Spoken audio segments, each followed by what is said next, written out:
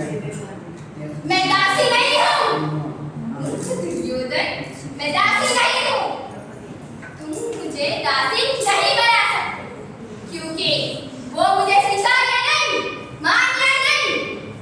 मैं यज्ञ से जन्मी हुई अग्निपुत्री हूँ और अग्नि को कभी बांधा नहीं जा सकता।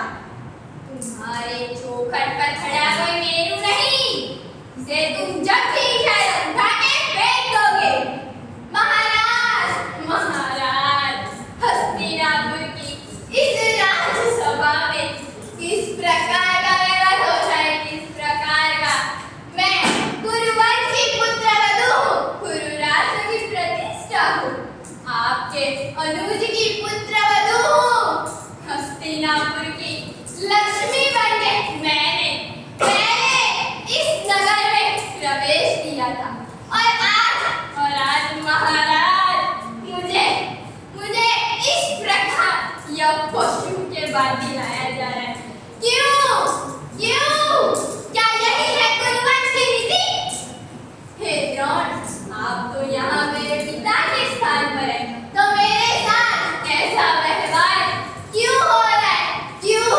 मुझे उत्तर दीजिए, मत रहिए।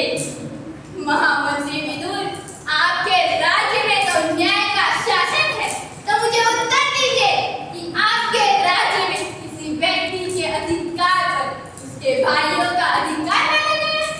भीष्म पितामह, आप तो हस्तिनापुर की प्रतिष्ठा के रक्षक हैं, रक्षक। आप तो स्वयं माता गंगा के पुत्र हैं।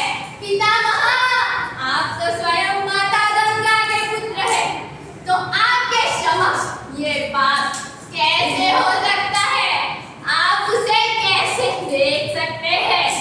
क्या आप शास्त्रों का ज्ञान देकर ये असुरों को शिक्षा देना भूल गए थे? आप अपनी मन की आंखों से देखिए महाराज, आपके पुत्र ये कैसे मर्यादा का भंग कर रहे हैं। आप उन्हें रोकते क्यों नहीं? अरे ओ शूरवीर पांडवा, आप जब मुझे कैसे हार गए? इसके अधिकार से, इसकी आज्ञा से। मैं आप पांचों में से किसी एक की नहीं, आप पांचों की पत्नी हूँ, इसीलिए आपके अर्धांगिनी पर मेरा अधिकार है। यह अधिकार किसी भाई के अधिकार से ज्यादा अधिक सही है। आज अपने जिस अधिकार से अपने भाइयों को दांव पर लगाया, क्या इसी अधिकार से मुझे भी दांव पर लगाया? पत्नी केवल परिवारजन नहीं, अर्धांगिनी होती है। मनुष्य के मृत्यु पर परिवार केवल दुखी होता है, किंतु विधवा ही उसकी पत्नी होती है। महाराज, उसकी पत्नी होती है। आर्यपुत्र, आपके परिवार के सुख के लिए आप पांचों में से किसी चार को संन्यास ग्रहण करना पड़े। इसलिए मैंने अपने समग्र जीवन को तपस्या बनाकर रख दिया और उसके उत्तर में मुझे इतना विष्णु प्रहार क्यों मिल रहा है? क्यों? अभी भी ये सभा, क्या अभी भी किसी को अपने धर्म पर संदेह नहीं? क्या स्त्री का अपमान करना यही धर्म है? क्या धर्म ही स्त्री का शोषण करने का अधिकार देता है?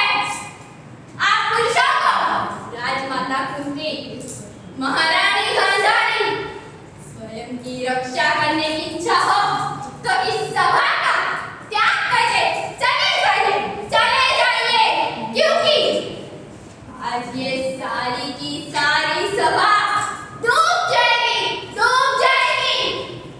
अब मैं आपकी पुत्रवधू नहीं, आपके पुत्रों की पत्नी नहीं, अब मैं पतिहीन, नामहीन, वंशहीन हूँ। अब मैं मनुष्य नहीं, मृत्यु।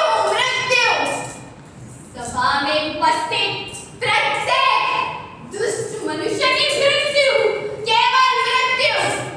बिना स्मरण रहे धर्मज्ञानियों, दुर्योधन को अपने पापों का दंड अवश्य मिलेगा, अवश्य मिलेगा। किंतु उससे पूर्व सभा में उपस्थित हर एक को अपने मौत का